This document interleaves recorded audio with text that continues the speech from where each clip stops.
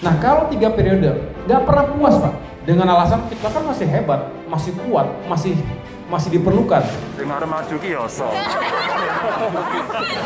Setelah itu berapa? 4 periode. Setelah itu dibuka kerannya. Setelah itu ujung-ujungnya apa? Seumur hidup. Apalagi yang harus saya sampaikan, bolak-balik ya sikap saya nggak berubah. Bukannya kita takut berkompetisi, enggak. Itu kan kompetisi juga. Janganlah membuat kegaduhan baru.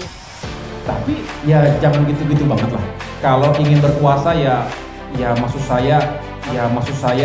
Saya tegaskan, saya tidak ada niat, tidak ada juga berminat menjadi presiden 3 periode.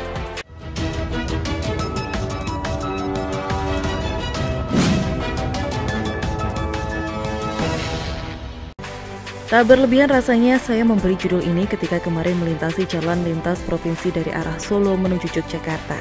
Kita tahu bahwa daerah Jawa Tengah, terutama wilayah Solo Raya dan sekitarnya menjadi basis alias kandang banteng di mana massa dari PDIP menjadi mayoritas. Itu menurut saya, ke depan ini adalah pemimpin yang memang ada di lapangan, bukan ada di sosmed. Medsos untuk bekerja. Pemimpin yang memang dilihat sama teman-temannya, sama orang-orangnya yang ngedukungnya ada di lapangan. Untuk bekerja. Terus itu membantu Bapak sebagai gubernur nggak? Oh, betul. Jangan lupa untuk subscribe dan nyalakan lonceng notifikasinya. Jawa Tengah juga menjadi basis kampanye yang paling seksi untuk diperebutkan suaranya di luar partai PDIP. Karena di beberapa daerah yang saya tahu ada basis tertentu yang masih dipegang kuat oleh partai berbasis agama. Tak heran jika lantas jauh-jauh hari sebelum ajang Pilpres 2024 digelar, sudah mulai ada tebar pesona yang dilakukan setidaknya 3 partai lewat pemasangan baliho dari 3 jagoan masing-masing yang terbilang orang penting di partai masing-masing. Orang pertama seperti sempat saya singgung pada tulisan ini kemarin tentu saja jagoan dari Partai Demokrat. Siapa lagi kalau bukan AHY yang kembali mengangkat slogan nasionalis religius dan berusaha mendeklarasikan sebagai partai yang berkoalisi dengan rakyat. Kita semua berkeyakinan Pak Joko Widodo bukanlah calon pemimpin yang berniat untuk membentur-benturkan identitas rakyatnya sendiri. Kita sebagai kader Demokrat, partai nasionalis dan religius, Indonesia adalah negara Pancasila dan juga negara berketuhanan. Jangan bentur-benturkan Pancasila dengan agama.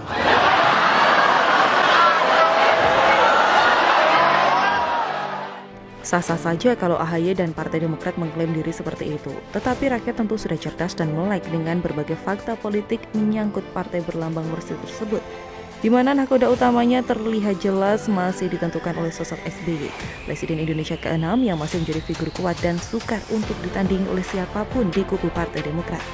Majunya AHY sebagai ketum Partai Demokrat juga tak lepas dari andil seorang SBY yang terlihat seperti ingin menjadikan partai ini sebagai alat perjuangan politik dari Trah Cikeas.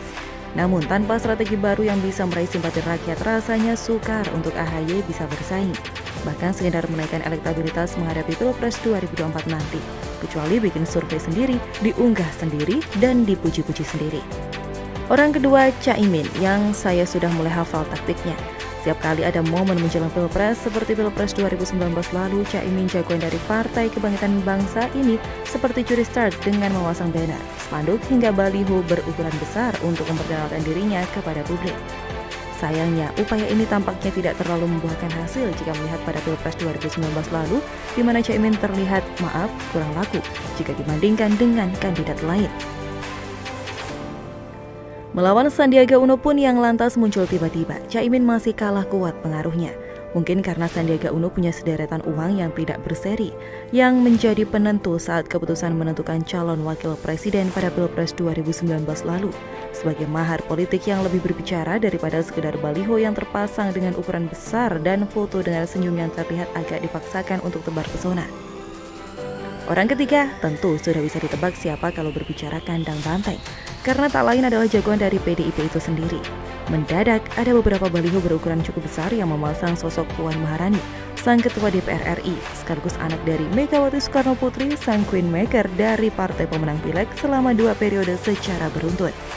Saya menduga kuat terpasangnya baliho Puan Maharani ini lebih berasal dari perbuatan para kader dan pengurus DPC yang dikomando oleh Bambang Pacul yang menjadi sosok kepercayaan Puan Maharani. Mungkin pula terpasangnya baliho Puan Maharani ini sebagai tes pasar yang bagi saya terlihat tidak banyak gunanya. Sampai hari ini elektabilitas Puan masih jauh di bawah Ganjar Pranowo, sosok yang terlihat tidak disukai oleh Bambang Pacul karena dianggap dapat menghambat jalan Puan untuk menjadi sosok RI2 pada ajang Pilpres 2024 nanti.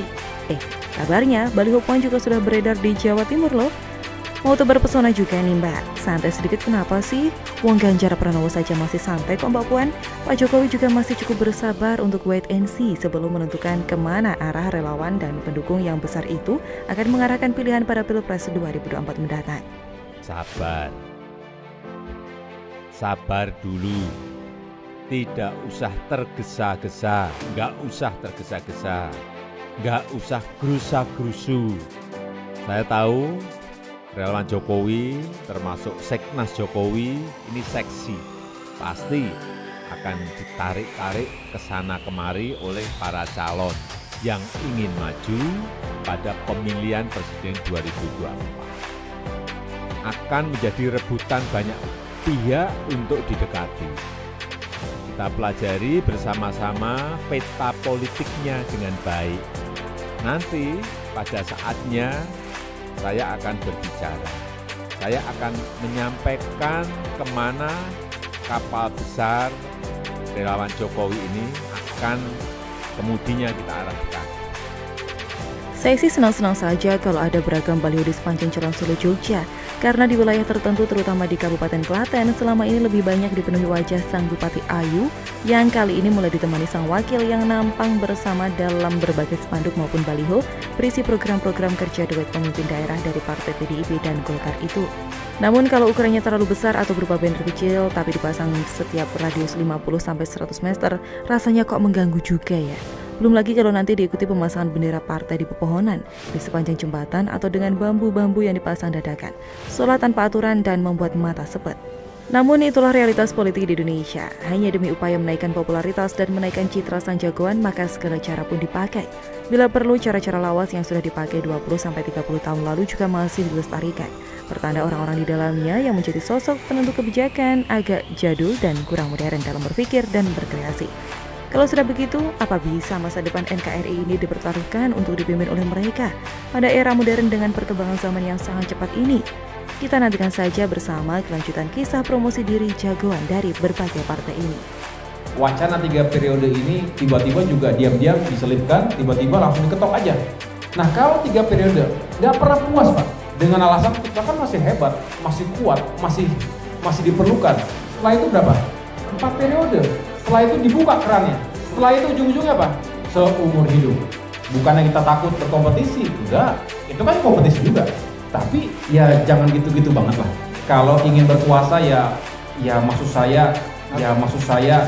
Apalagi yang harus saya sampaikan, bolak-balik ya sikap saya nggak berubah. Janganlah membuat kegaduhan baru. Kita saat ini tengah fokus pada penanganan pandemi dan saya tegaskan saya tidak ada niat, tidak ada juga berminat menjadi presiden 3 periode.